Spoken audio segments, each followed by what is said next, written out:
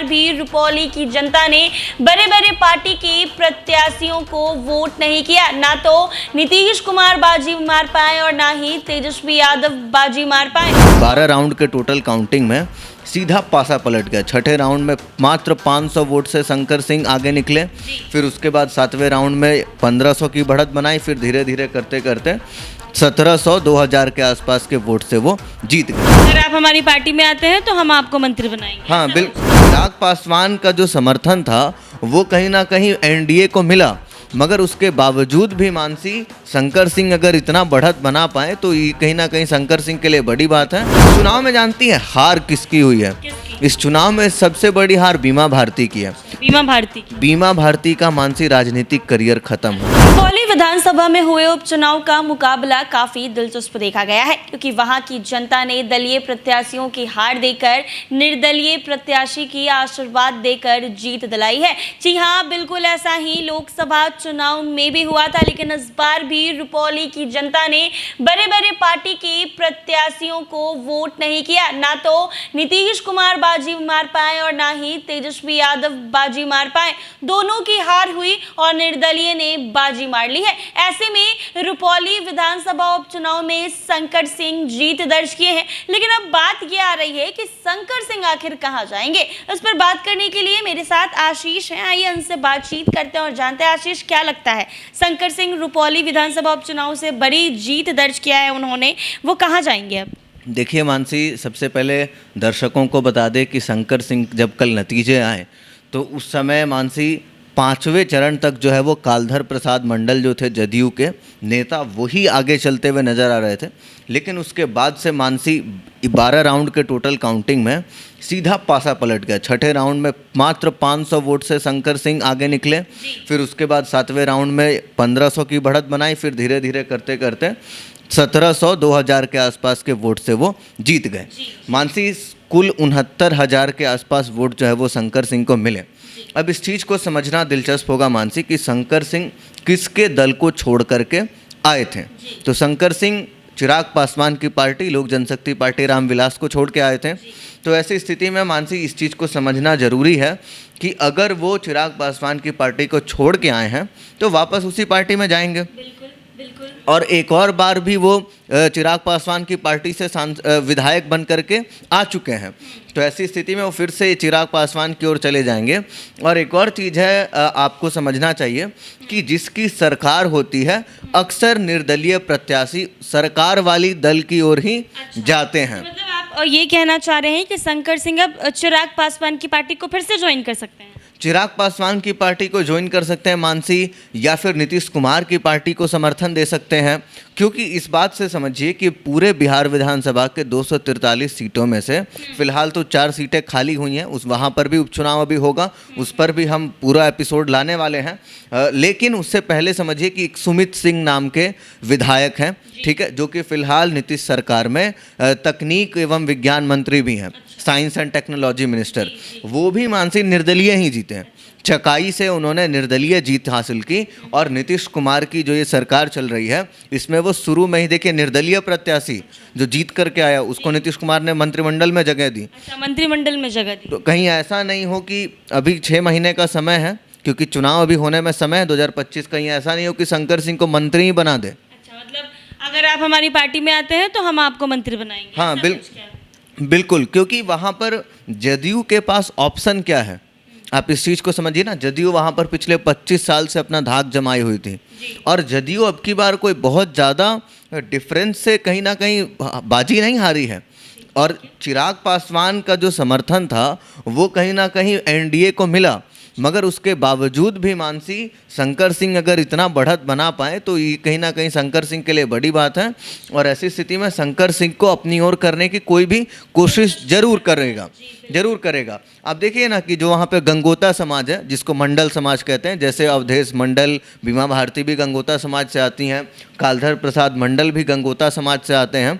तो इनका जो वोट बटा, कालधर प्रसाद मंडल कुछ वोट लिए, कुछ वोट बीमा भारती ली, और उसके बावजूद एनडीए के वोट में कैसे शंकर सिंह ने सेंधमारी की। क्योंकि बिना शंकर सिंह के सिंधमारी के शंकर सिंह जीत ही नहीं सकते हैं। आप वहाँ का जातीय समीकरण समझिएगा तो वहाँ पर जो राजपूत समाज बहुत छोटा समाज है, लेकिन उसका पूरा वोट शंकर सिंह को मिला है। इसके अलावा चिराग पासवान की पार्टी में थे तो वहाँ का भी जो अति पिछड़ा समाज का वोट है वो भी मिला है उनको। फिर उसके बाद ये जितने भी नेता वहाँ पर गए हुए थे, मुस्लिम समाज का वोट उनको मिला है। क्या पता पीछे से पप्पू यादव भी समर्थन किए हों। तो ऐसी स्थिति में शंकर सिंह जो है वो फिलहाल एनडीए की ओर ही जाते हुए नजर आ रहे हैं। यानी शंकर सिंह एनडीए में जा सकते हैं। एनडीए में जाएंगे मानसी। और फिर उसके बाद एक और बात है कि मुझे तो ऐसा लगता है कि कहीं मंत्रिमंडल में भी जगह नहीं दे दिया जाए ताकि रूपौली को अपने हाथ में किया जा सके। और 25 में वो काम 25 में फिर चुनाव होगा ना। यहाँ से शंकर सिंह बहुत दिनों के लिए नहीं ना जीते हैं, शंकर सिंह उपचुनाव में जीते हैं। तो जितने दिन तक चुनाव नहीं हो रहा है उतने दिन तक शंकर सिंह बने हुए हैं। अब ऐसी स्थिति में शंकर सिंह का समर्थन नीतीश कुमार को मिल ही जाएगा। तो फिर यहाँ से नीतीश कुमार कहीं ऐसा नहीं हो कि उनको मंत्री ही बना दें, क्योंकि निर्दलीय प्रत्याशी सुमित सिंह को भी तो मंत्री बनाया गया ना, टकाई से जीते थे। तो ऐसी स्थिति में मानसी शंकर सिंह जो है वो शंकर सिंह का जीतना ठीक पूर्णिया की ही याद दिलाता है। क्योंकि आप जानती हैं जो लोकसभा चुनाव पूर्णिया से हुआ, निर्दलीय पप्पू यादव ने बाजी मारी। बिल्कुल, वहाँ से संतोष कुशवाहा खड़े थे जदयू की ओर से और राजद से बीमा भारती खड़ी थी, लेकिन बाजी कौन मारा मानसी? निर्दलीय पप्पू यादव। और अब की बार भी वहाँ पर वही हुआ। तो यहाँ पर पप्पू यादव घेर भी रहे थे।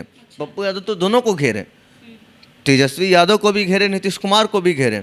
उन्होंने कहा कि काम ही क्या किया है, और नीतीश कुमार गए थे तो कह रहे थे हमने बहुत काम किया है। तो ऐसे में नीतीश कुमार भी समझ रहे हैं कि उस क्षेत्र में अपना दबदबा बनाना बहुत ज़रूरी है, नहीं तो सीमांचल का वो इलाका जो है वो उनके हाथ से निकल जाएगा। और राजद तो खैर वहाँ से कभी जीती ही नहीं है मानसी, वहाँ से कभी नहीं जीती है। इस चुनाव में जानती है हार किसकी हुई है? इस चुनाव में सबसे बड़ी हार बीमा भारती की है।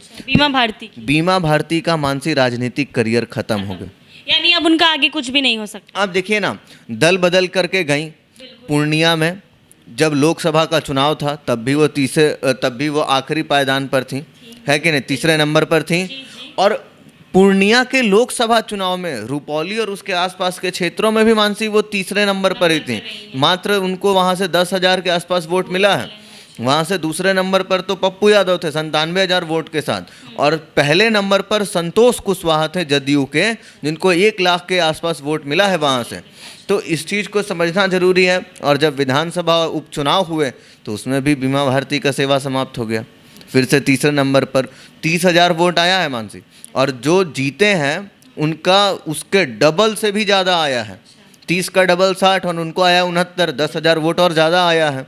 तो ऐसे में बीमा भारती का राजनीतिक करियर समाप्त होता दिख रहा है। शंकर सिंह को संभावनाएं हैं नीतीश कैबिनेट में, मंत्रिमंडल में शामिल कर लिया जाए।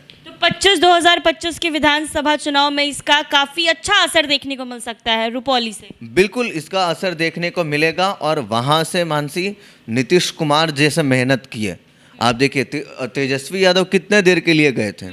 मात्र कुछ घंटों के लिए गए थे, 2 दिन पहले गए।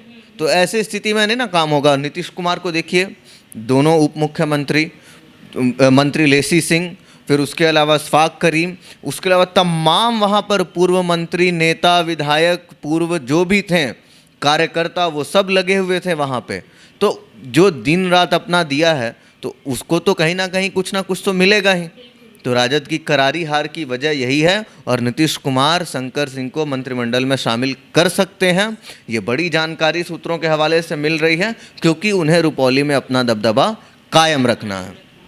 तो जैसा कि आपने सुना, आशीष ने बताया है कि रुपौली विधानसभा में हुए उपचुनाव में शंकर सिंह ने बाजी मारी है, जनता ने आशीर्वाद देकर उन्हें जीत दिलाया है। लेकिन अब ये अंदाजा लगाया जा रहा था कि आखिर शंकर सिंह अब कहाँ जाएंगे। तो बड़ी खबर है और कहीं ना कहीं ऐसा हो सकता है, हालांकि राजनीति है, कुछ भी कहा नहीं जा सकता है, लेकिन ऐसा माना जा सकता है कि शायद शंकर सिंह नीतीश कुमार की पार्टी जदयू ज्वाइन कर सकते हैं और उसके बाद उन्हें मंत्रिमंडल में जगह भी दी जा सकती है। अगर मंत्रिमंडल में जगह मिल जाती है तो उसके बाद 2025 के जो विधानसभा में जो फिर से चुनाव होंगे तो उसमें बड़ा नतीजा और बड़ा असर देखने को शायद जदयू को मिल सकता है। हालांकि ये तो देखना होगा कि 2025 के विधानसभा चुनाव में क्या होगा।